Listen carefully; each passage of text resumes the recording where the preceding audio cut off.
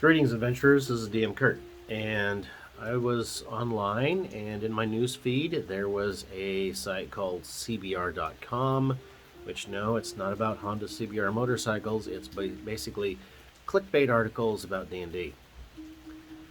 They'll have things like how to make the best, strongest fighter in D&D, how to make the best necromancer in D&D, and they had top 10 rules we miss and don't miss from previous editions. And I looked at their list, and yeah, I got suckered by a clickbait article.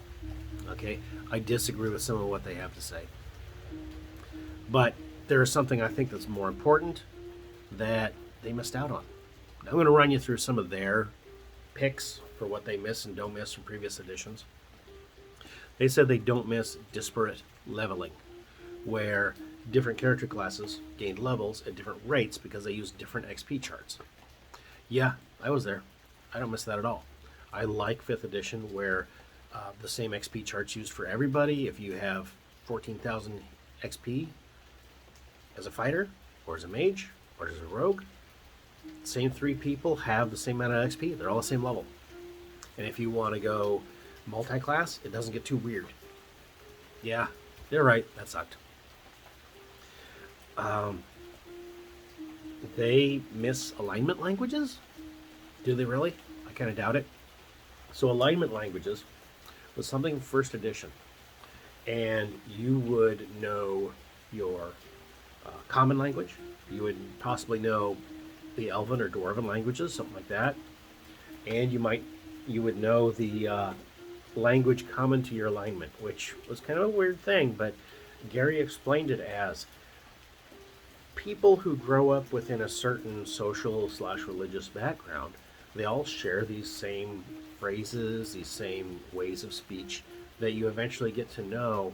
Okay, if someone uses that particular phrase, I recognize that. That's someone like me. I kind of get it. So you'd know, oh, I know common, and I know elf, and I know giant, and I know lawful neutral. And it was also something where, well, you don't speak it out loud. You don't choose to use it as a language, you just happen to know it, and if somebody else has the same alignment, you kind of know that they're the same alignment as you. This was a rule that rarely came into play, and so I don't think anybody really misses alignment languages. They missed variable weapon damage by opponent type. Okay, so most of your weapons would do one type of damage versus a small to medium opponent, and a different amount based on a large opponent. So like a longsword would be a D8 versus small to medium, but a D12 versus large. A dagger would be 1D4 damage versus small to medium, and 1D3 versus large.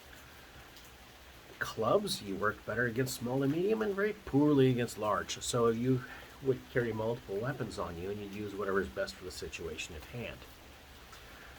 I get that. It's one of those things I could kind of take it or leave it. Right now, 5th edition, it's more important whether you're using a weapon with one hand or two. A lot of weapons are either 2-hand only or 1-hand only. And there are a few that you can use with the 1 or 2 hands, and for those weapons, the versatile ones, like the Warhammer, or the longsword, you'll do 1d8 versus creatures with one when you're using it with one hand, and 1d10 if you're using it with 2 hands. Okay, that's cool. I could go either way on those. That's a rule that we used to have, and it was different. They don't miss descending AC, and neither do I. Ascending AC gets rid of THAC0. THAC0 wasn't that hard. It wasn't that complicated.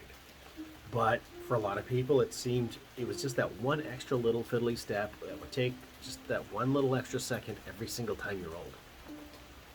If you were like me, or most players, eventually, it's nothing.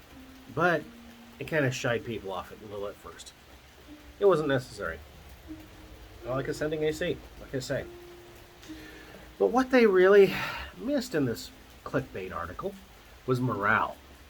Now, morale was actually a good idea, and it's something you can homebrew on your own, or bring forward, however you want to say it. So, all of the monster stats in the monster manuals would have a stat called morale. Now, a goblin would have a stat for morale of 5 to 7, unsteady. And a troll would have something like a 17 to 18, fanatic. And what that meant was that was a measure of how that creature would behave in combat once it was wounded, once it faced overwhelming odds. Now, goblins with that really low morale rating, if you and your party wipe out half the squad of goblins, the other half will grab a d20. If they roll above the 5 to 7, whichever the DM decides, and there may or may not be a few little modifiers on it, there probably are. If you roll above 5 to 7, they just book it off into the woods, and they're like, screw this, we ain't paid enough for this. Off they go. A troll, he gets wounded down to half. DM grabs a d20. He rolls somewhere underneath the 18. Troll don't care. Troll keeps fighting. Troll knows that he can regenerate. The limb that you just chopped off is going to grow back. He don't care. He will keep fighting you. Skeletons, zombies, same thing. They just keep coming. And those are represented by having a very high morale rating. So the morale rating of these monsters was a good rule. It was useful because you could kind of, as a DM, know how this creature is going to act. If, it's outnumbered, if it's wounded, if its friends are destroyed, if its friends have retreated, if the opponents have cast powerful magic, or if they have a powerful magician on their side, if they outnumber the other guys. Because there's both pluses and minuses for adjustments on that morale rating. That's something you can do on your own. You can assign kind of a morale rating, or you can just say, when you're creating encounters, just kind of have in your mind, now how is this creature going to react when it's wounded, when it's near death? Is it going to surrender? Is it going to flee? Is it going to fight to the death? What's it likely to do? I don't know. I think they really missed the boat in this article and not including morale in their list of previous rules from previous editions that we miss or don't miss. That's just my opinion. Morale factors. DM Kurt, out.